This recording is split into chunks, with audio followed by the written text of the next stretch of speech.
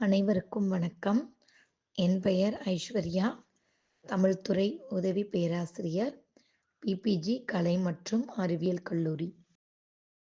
இன்று நாம் பார்க்க இருக்கும் தலைப்பு திருவேகம்ப மாலை பகுதியில் பாடல் எண் 11 முதல் 15 வரை.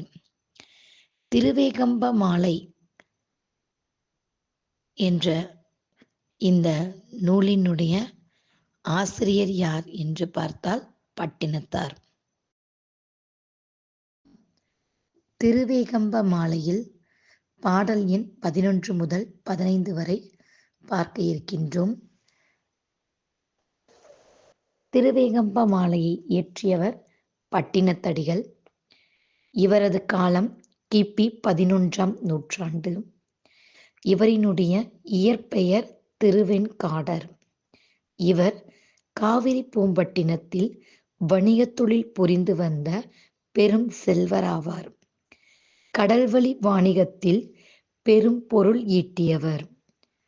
பொருளின் நிலையாமையை உணர்ந்து கடவுள் பால் ஈர்ப்புண்டு துறவறம் பூண்டவர். பெருஞ்செல்வத்தை துறந்து இவர் பூண்ட துறவு கௌதம புத்தருக்கு இணையாக தமிழகத்திலே கருதப்படுகின்றது. பட்டினத்தடியார் இயற்றிய 11 முதல் 15 வரையான பாடல்களை பார்க்க இருக்கின்றோம். முதலில் 11வது பாடல்.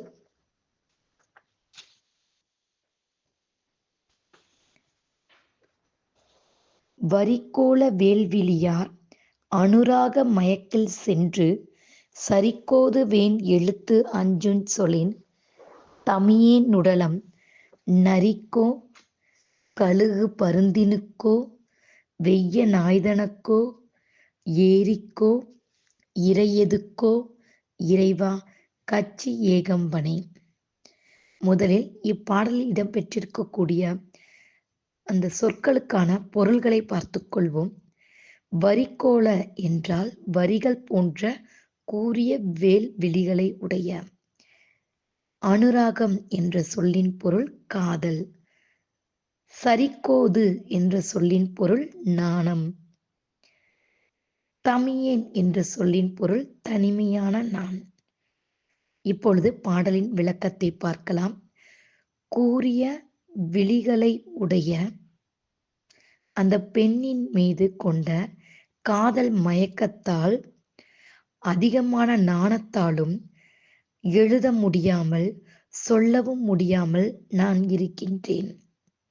இந்நிலையில் என்னுடைய உடல் நரிக்கோ கழுகுக்கோ பருந்துக்கோ நாய்க்கோ அல்லது தீக்கோ இரையாகுமோ?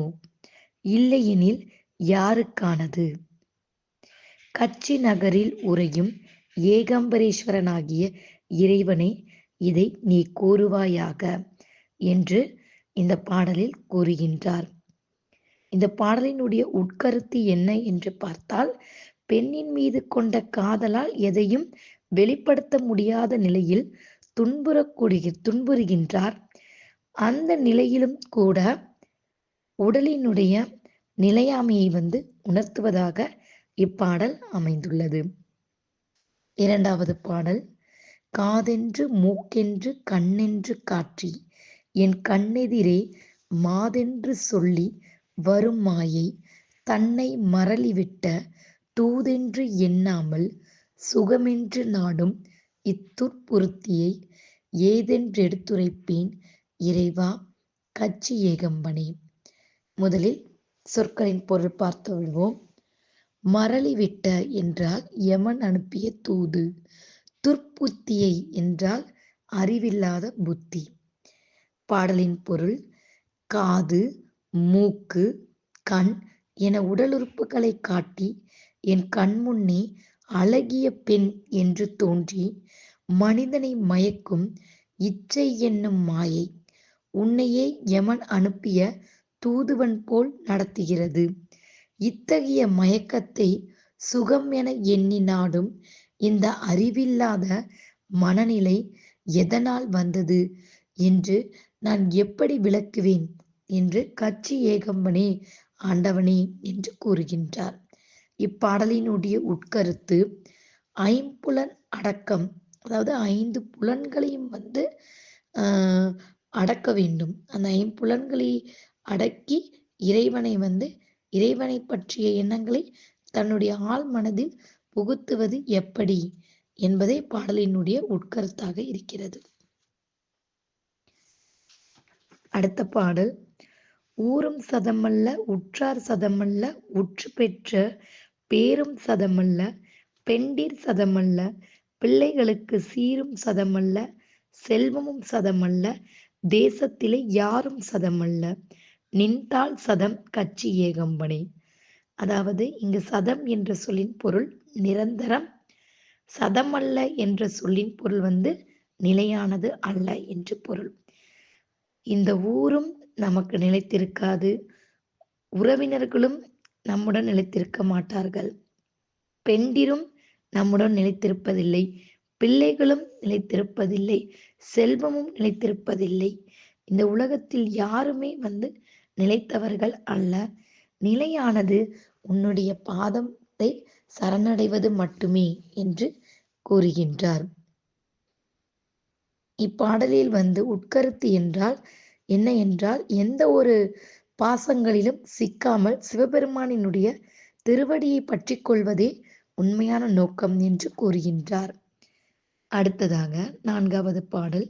சீரும் வினையது பெண் உருவாகி திரண்டுருண்டு கூறும் முளையும் இறைச்சியே ஆகி கொடுமையினால் பீரும் மலமும் உதிர்முஞ்சாயும் பெருங்குழி விட்டு ஏறும் கரை கண்டிலேன் இறைவா கச்சி ஏகம்பனே.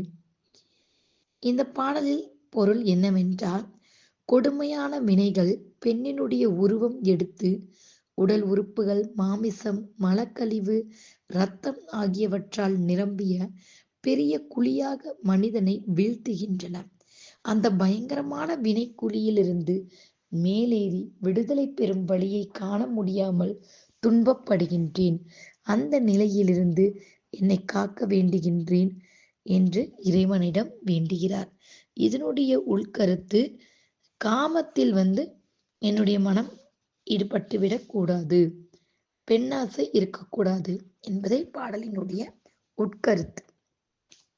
இறுதியாக 5வது பாடல்.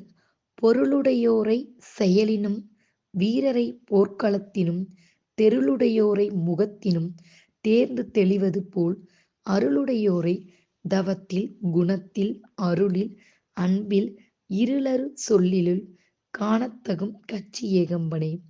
இப்பாடலினுடைய பொருள் உடையவர்கள், அதாவது செல்வம் உடையவர்களை அவர்கள் தம் செயல்களினால் நாம் அறிகிறோம். வீரம் உடையவர்களை போர்க்களத்தில் அவர்களுடைய வீரத்தினால் அறியலாம். ஞானம் உடையவர்களை அவர்களுடைய அந்த தெளிவான அந்த முகத்தினுடைய ஒளியினால் நாம் அறிய முடியும். ஆனால் இறைவனினுடைய அருள் பெற்றவர்கள் தங்களுடைய தவ வாழ்விலும் நல்ல குணங்களிலும் அன்பும் கருணையும் நிறைந்த வாழ்க்கையிலும் அவர்கள் பேசும் சொல்லில் கூட வெளிப்படையாக தெரிந்து விடுவார்கள்.